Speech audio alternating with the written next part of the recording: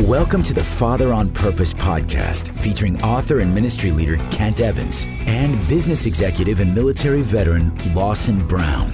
This is a show for you, Dad. You want to be a godly and intentional father. Unfortunately, you've turned to these two knuckleheads for help. Let us know how that works out for you. Before we begin, remember this: you are not a father on accident.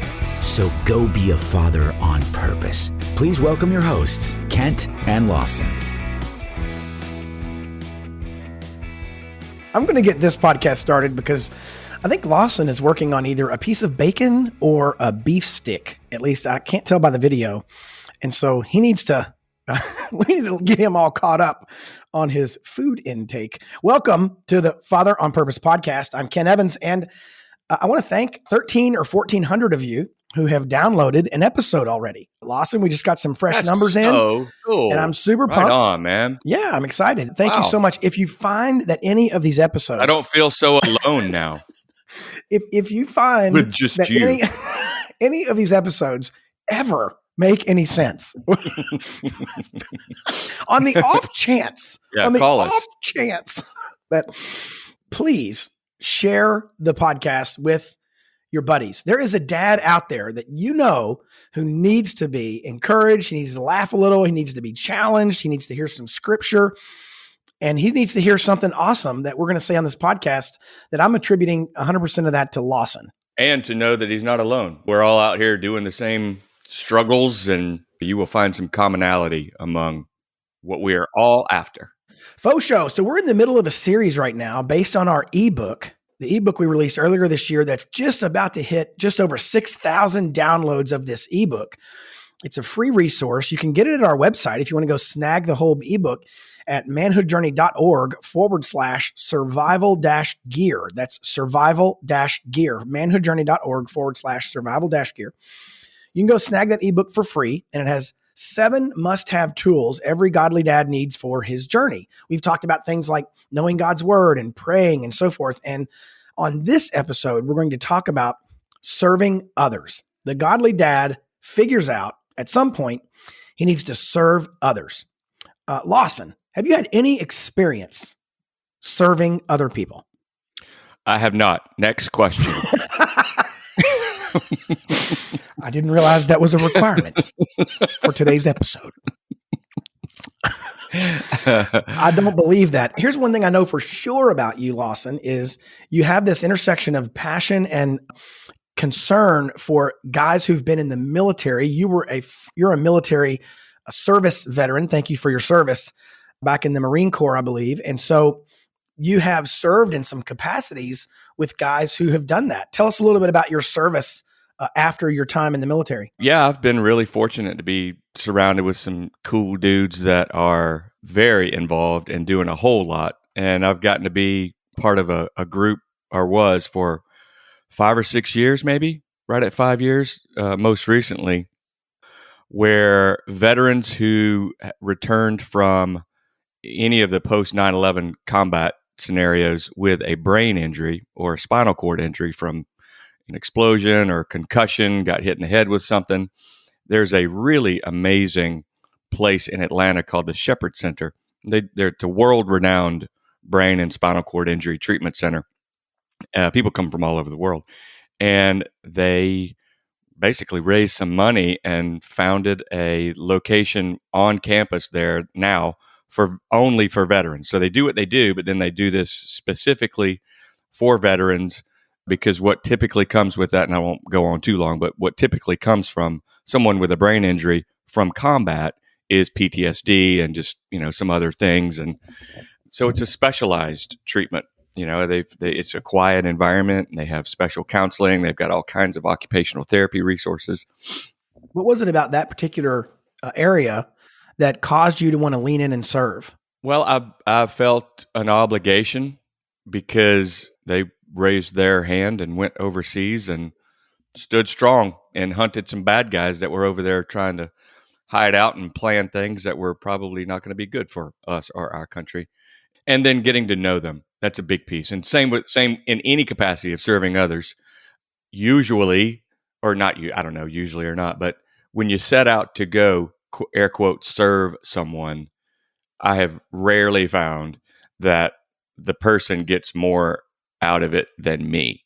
Like it's rewarding and reminds you of your own perspective, and then in doing something for someone else, you typically get a whole lot more. Man, how true. I'd love to kick off some of our discussion on the dad side of this with a story about a friend of mine named Brian. And Brian was speaking one time at an event. And it was kind of the first time I ever met him, and we became friends after. And he said, in the context of talking about our marriages, he said, we all know we need to serve our wives. We all know that inherently, and the Bible commands it. And he said, but what I found is there are 3 mental starting points you can serve your wife from. You can serve your wife from. And so they all start with the letter D. So it's super easy to remember. And the first one is, he said, you can serve your wife out of duty. You know you have to. It's a chore. It's a job, but you feel like you're duty bound. And so you serve her out of duty. The second way you can serve your wife is out of devotion. Out of devotion. You love her. You want to serve her. And so you're devoted to her, and therefore you serve her. And that's an upgrade from duty. So duty would be the bottom. Devotion would be the next step up. But there's a third one above it. And it kind of ties into what you said a minute ago, Lawson. The third way you can serve your wife is out of delight. So duty, devotion, or delight. And the big difference, obviously, to the third level is it's not just that you feel like you're blessing her, but you actually get fueled and you enjoy the process of serving her when you are serving out of delight. And I would hazard a guess that I've probably spent the bigger chunk of my marriage probably serving my wife out of one of those first 2 categories. Either I have to or I'm devoted to her, so I do it.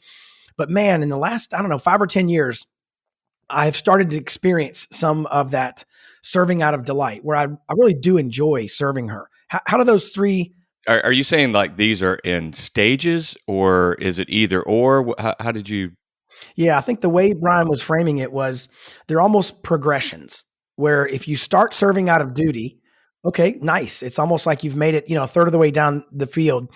If you start serving her out of devotion, even better, even better. And then the third stage is, wow, even better if you can serve her out of delight. And it ties back, I'll tie it back in a moment to something we read in scripture about Jesus. Now he served us because we are called his bride and he's called the bridegroom. But before we go there, duty, devotion, delight. How do you normally serve Audrey? Out of which 3 of those positions, Lawson? Yeah, it's a mix. Just thinking about it on the spot here and just kind of being transparent. Sometimes it's I don't know. It's not like I have. Let me think about this. I don't believe that I have progressed to the point where it's just every time I'm doing something for her or, the kids or anything, that it's just out of delight at all times, Mother Teresa, not me. But it's interesting. So I hadn't seen that before. Duty, devotion, delight. I think you can begin to do it out of duty, and then the reward comes. And even though you did it out of duty, you receive, and it's especially if it's something where, I'm not talking about like an anniversary or a birthday or something like that, but when it's something that's unexpected, I think that is a nice cherry on top that you get to receive back. And I know you'll probably get to it, but that Philippians 2 verse about doing nothing out of selfishness, but consider others more important than yourself. That's a position to put yourself. That is, I don't know. It's an interesting thought to say they are more important than me, and so I am here to serve them. That's for sure. What's interesting is there's a verse, and I don't have it on the tip of my tongue. You could probably Google it while I'm talking, and we can find out. I think it's in Hebrews, and it says, "For the joy set before Jesus, he endured the cross." And so we see this picture of delight, right? Where there is a joy set before him that was not going to be joyful, right? The process was not going to be joyful, but the prize of redeeming mankind was so joyful that it says he endured the cross with a joyful heart. even though we all know that was very painful. And the verse that you mentioned a minute ago is Philippians 2, and it's verses 3 and 4. And let me just read it for the guys as they're driving down the road or heading to their workout at the YMCA. We won't do the chant or the dance right now.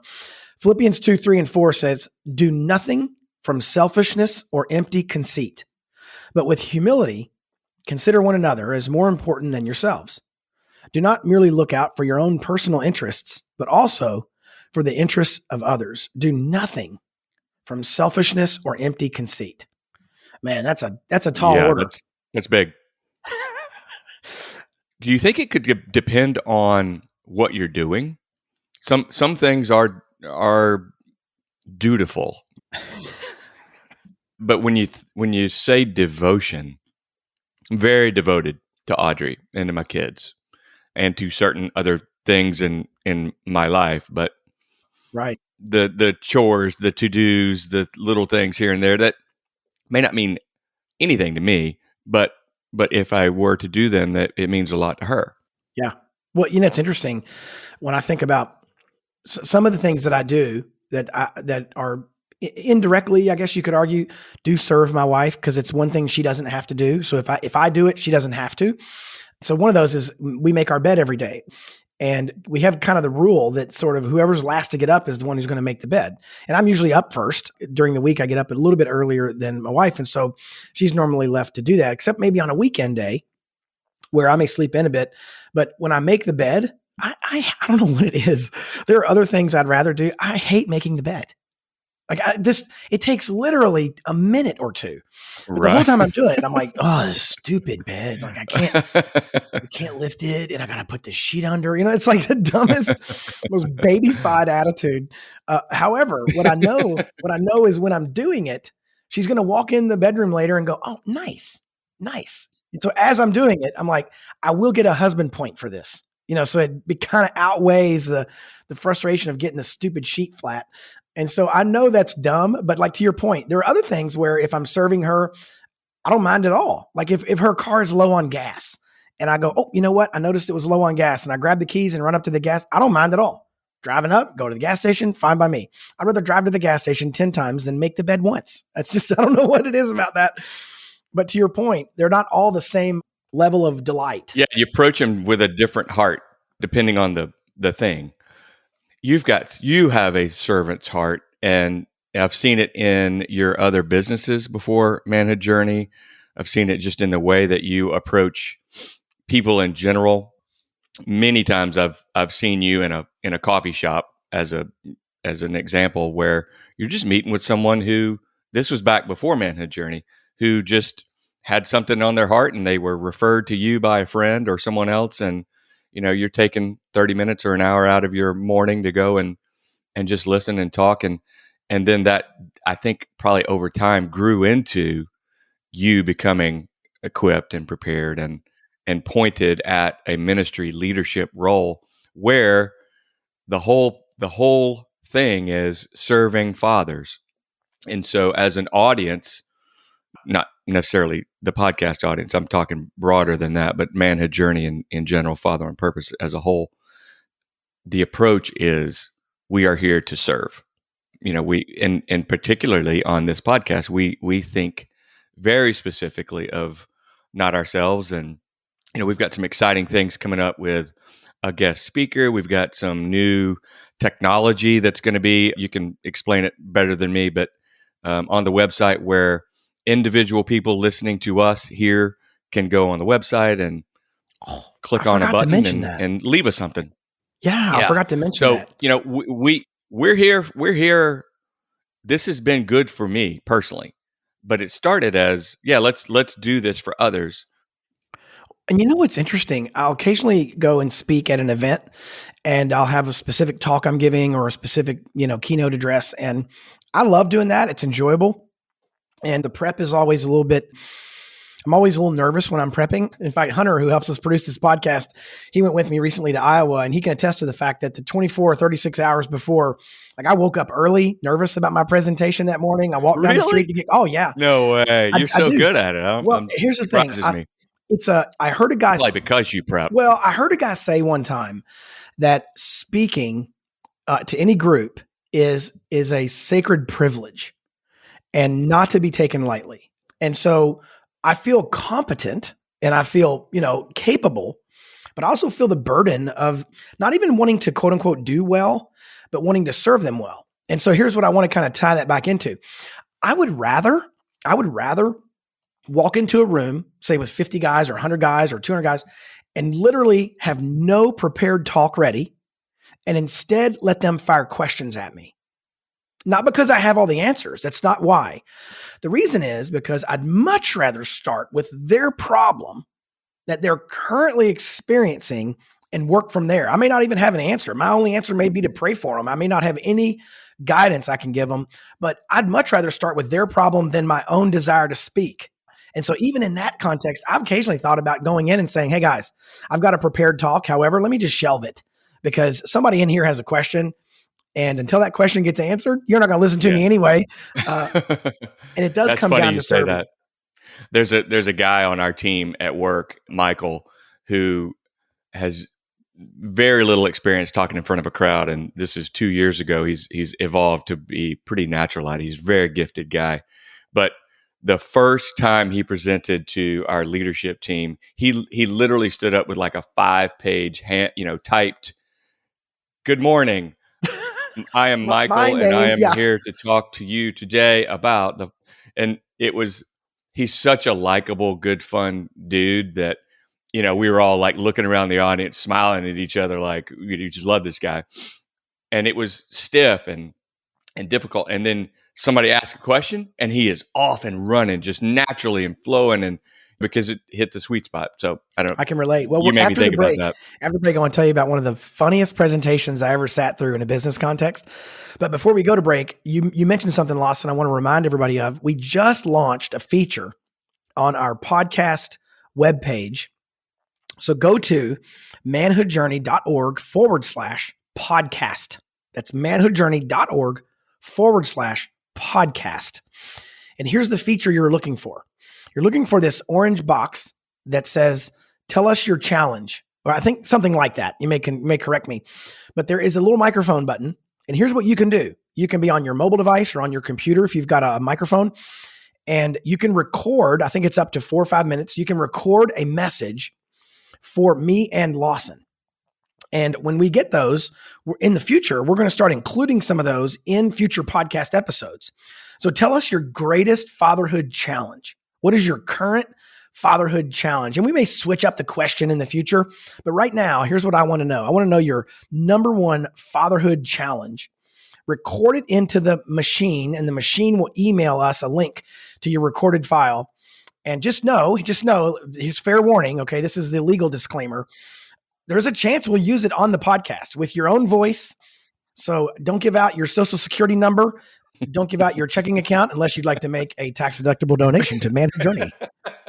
We're glad to take your money. As soon as you said checking account, I was like, you knew where I was going. Yeah. But truly, we'd love nothing more than to wrestle with and walk through some of your fatherhood challenge questions. So now, please do this. Pull your car over, yank the thing on the bus, get off the bus, tell your boss the meeting has to take a 30-second break, get up, go to manhoodjourney.org/podcast, and leave us a quick voice memo about your greatest fatherhood challenge, and we'll have Lawson answer that in a future episode.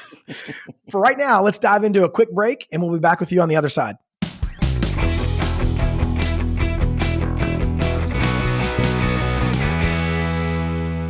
Hey, Dad, sometimes being a dad can seem like a very difficult journey for which you and I are ill-equipped.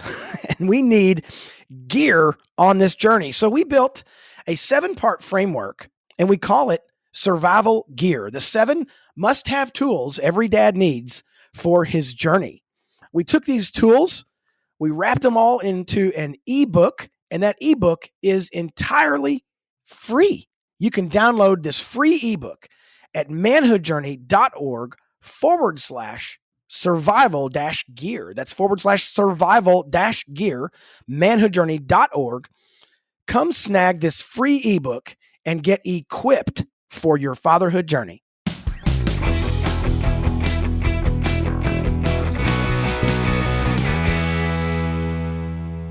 So Lawson, you mentioned this guy who was presenting one time, Michael, who was a little stilted in the beginning, but questions let him kind of run free. And so I remember one time when I went to a business setting and different guys had to pitch and give a quick kind of commercial about what they do. And this one guy gets up and he says, "Hey, everybody, my entire presentation, all my computer and everything was misdirected on a plane flight. And so I have none of my materials and I'm going to wing this." And you kind of roll your eyes and you're like, "Oh, it's going to be horrible." And the guy says, "But could I get a volunteer?" And, and I thought, well, wait a minute, this could be interesting. And so another guy comes up out of the audience and we're all like just regular Joes at this business thing. And turns out the guy worked for, I think it was Stanley Doors. Those double doors when you go in a Home Depot or you go in an office building or a hotel where you got the sliding doors. And I'm pretty sure, if I remember right, he was the rep for those doors, right? And so he got up and he gave this guy a marker and they did a flip chart. And he goes, "Just draw what I say." And I validated later, none of this was set up. It all happened on the fly. These two guys did not know each other at all. And so the door guy goes, "Okay, part one. When you walk up to our doors, there is an electronic eye." And so the guy with the marker draws a big eyeball on the flip chart. And so we all start laughing. And he goes, "Yeah, just like that." And so they start going back. It was like a comedy show. And he went for like 10 minutes. And it was one of the best presentations I ever saw. Wow, that's brave. So memorable. And he just so happened to collect a dude from the audience who was, a great, straight guy, because he didn't laugh. He didn't goof off. He just drew whatever came out of the guy's mouth. And so he would say, "And you walk up to these doors," and the guy would draw doors on the whiteboard with a little stick figure. It was remarkable. It was so great. And so I always remember that as like, you may come to a moment where you're supposed to speak up in front and it may not be going well. You just got to roll with it. And I was so entertaining. That's fantastic. It sounds like this podcast is about how to give a presentation. All right, so back on topic. How to serve other people. How to serve other. I'm serving the audience who has to give presentations, Lawson. Gee whiz. So, Dad, here's the thing. You may be saying to yourself, "Self, how do I serve other people? How do I serve other people?" Or maybe more specifically, who am I to serve? We've talked a little bit about serving our wives. That's fairly obvious. If you read through the Bible, you see it all throughout. Jesus was the bridegroom, we're the bride. And so there's all these metaphors about how he came to serve and not to be served. And so you're going to find a lot of examples in scripture about serving your wife and how that is a picture of the gospel. Serving our children. My mission in life, in part, is essentially to know God, to love April, and to serve my boys. And then everybody else kind of comes in fourth. Sorry, Lawson, no offense. Mm-hmm. And I think it's so important for dads to realize that kind of cascade, because often they think, "Man, I serve, on that volunteer committee, or I serve as a deacon or an elder, or I serve as, a board member of a nonprofit." And that's important. Yeah, I think about people on one of my work teams or something like that too. Yes, absolutely. And so those are all important, but man, we got to begin at home, right? We want to cultivate that at home. So our wives, our kids, how about our bosses? How do we serve either our colleagues or our bosses, Lawson? What are a couple practical ways we can serve our boss or our colleagues? Well, I think being a good, responsive person at work and with the attitude of that they aren't here for you, that, back to the original Philippians 2, that they are more important. We're doing nothing out of selfishness. Thinking about whether you are the business owner or the ministry leader, or in a corporate environment, you're the manager, or in the military, the people that you work with, if you are there to make their job easier, make them help them be better at their job, take something off of their plate so that they can run faster doing something that's more productive that maybe you aren't gifted in, but they are. I think that's serving them, and that's also serving the good of the business or the good of the team.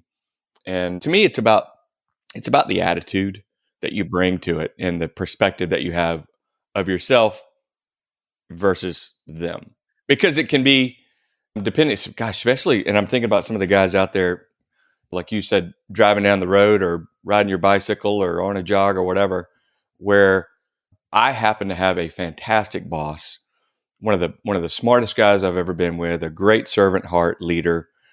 But there are some guys that are really struggling in their job, and you just do not want to be of service to, maybe you've got some difficult people on your team, or maybe your boss is awful and hard to deal with. And it's going to take a lot out of you to have a servant mindset toward, fill in the blank, that person.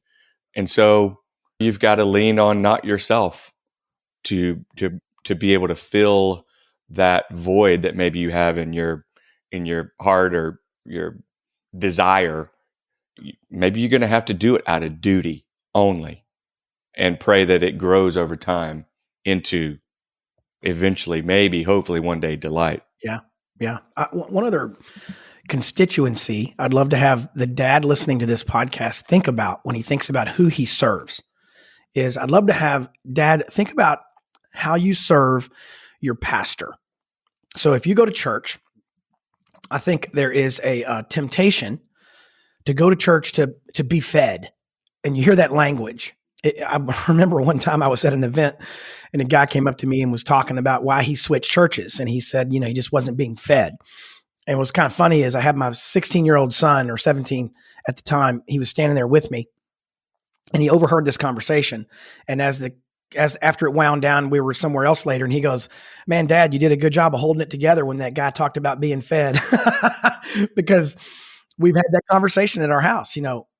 I'm not saying we should go to church and endure awful doctrine and have the pastor be completely unbiblical and you should just keep going. What I am saying is, if your default setting is to go to church in order to receive from the church, I would really challenge you to prayerfully reconsider that a different posture. When you walk into that building, who can you serve? How can you serve them?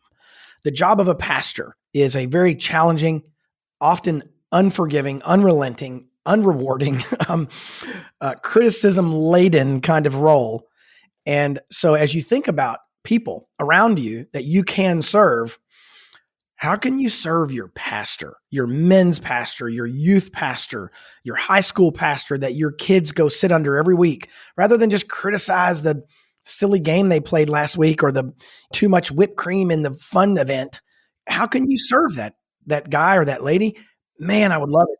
I would love it if I would love to hear a pastor email me and say, "Hey, we had a guy come up and help serve this weekend, and he said it's because he listened to the Father on Purpose podcast. Nothing would make me happier. Guys, go serve your pastors." And I know you've done some of that, Lawson, especially with some church launch stuff you've been involved with. Tell us about it. You made me think of something else too. As a tangible example, I've seen I can't remember his name. This is a long time ago. A guy that had a case of water bottles in his car, and or would set out into the day with like a $5 bill or a $10 bill that he was just ready to give to some server who did a great job, or someone that came across his path throughout the day. And he kept the case of water bottles in his car so that at a red light, homeless guy on the side of the road, rather than always give money, he would just hand the guy a bottle of water, whether he gave him money or not. But the point was, he was ready. Like, he set himself up so that the lens through which he was looking throughout the day was, I know I'm going to come across a situation where someone may need something of me. And so I'm ready. I'm leaving home this morning and I'm setting out, and my radar is up and I'm looking. Wow. Just even the presence of the $5 or $10 bill in your pocket or your wallet, knowing that's your default setting every morning, would really change how you interacted with people. That's amazing. Yeah, it's about being ready. Yeah. And he was one of the most you could just feel the joy of him, when you were around him, because that's how he approached life. And he and his wife, they've been married for, he was just like, "Come on, guy. You've 50 years marriage. You're a deacon on the church. You're giving, It's like, oh, I've got so far to go." He's what I call a curve buster. We don't need any show offs. in the fatherhood ranks. Okay, making the rest of us look bad. Kidding aside, but like it truly is. My wife's cup is really full, and she serves all the time. And so like even our sons just finished their soccer season, and for my two other boys who play on this other coach's teams, she bakes cookies and takes them to the coach with a handwritten thank you note, because my wife is always looking to bless those people who are in some other kind of service. If they're coaching or they're pastoring, man, she's taught me so much about how to serve. And what I'd love to do is leave our dads with a particular scripture verse.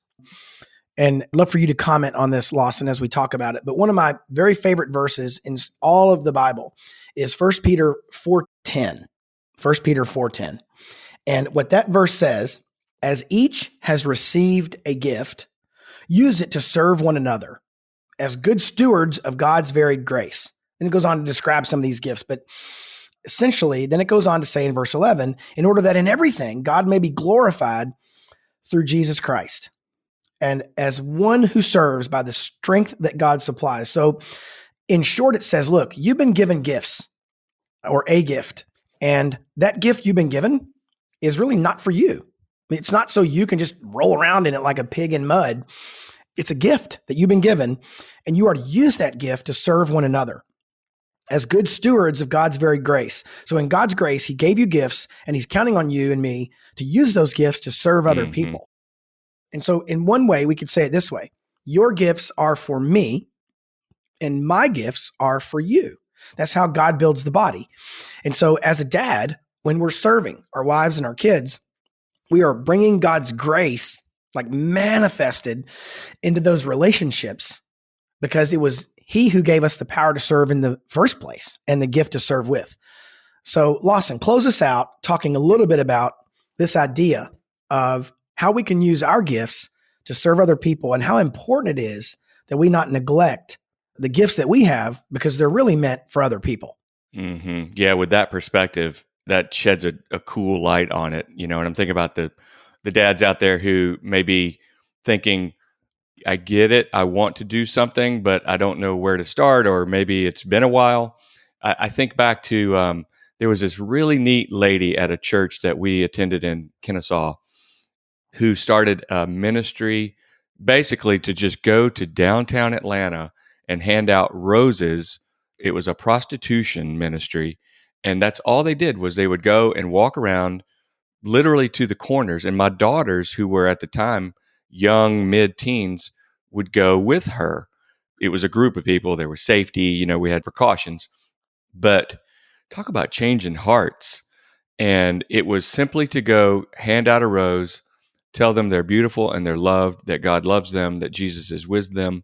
And then whatever came from that, maybe that, it ended with that, or maybe it turned into something where, a really neat prayer moment, or in some cases, the story ends with them coming off the street. But that woman was so specially gifted at that, in uncomfortable situations, just showing love with a heart of being there for someone. I am not that, but I've also had some really special moments with some of these guys where we were raising money through Shepherd's Men, back to the original conversation about veterans. We did these long runs. And when you're out for 2-3 hours with a small group of guys, you talk about a lot of things and you share your lives. And I was gifted in those moments to both give and blessed to receive from them. And so if you have an open mind and open hands and are praying, God put in them what you want me to do that will serve others. And you listen, you go back to the example of put water bottles in your car, go out there ready. Look, just start. Get out there and start doing something. God will point you in the right direction. And I promise, you will be blessed and you will receive as much as you are giving.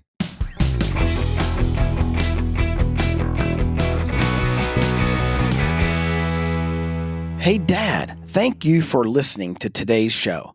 If you found this episode helpful, remember, you can get all the content and show notes at manhoodjourney.org/podcast. And if you really liked it, please consider doing 3 things. Number 1, share this podcast with someone. You can hit the share button in your app, wherever you listen to podcasts, or just call a person up and tell them to listen in. Number 2, subscribe to this podcast so you get episodes automatically. That helps us as well to help dads find the show. You can do that through your favorite listening app, whatever that is. And finally, review this podcast. Leave us a review, good or bad, wherever you listen. Those reviews also help other dads find the show. You can always learn more about what we're up to at manhoodjourney.org or fatheronpurpose.org. We will see you next week. You've been dozing off to the Father on Purpose podcast featuring Kent Evans and Lawson Brown. Now, wake up. Head over to fatheronpurpose.org for more tools that can help you be a godly, intentional, and not completely horrible dad. Remember, you are not a father on accident, so go be a father on purpose.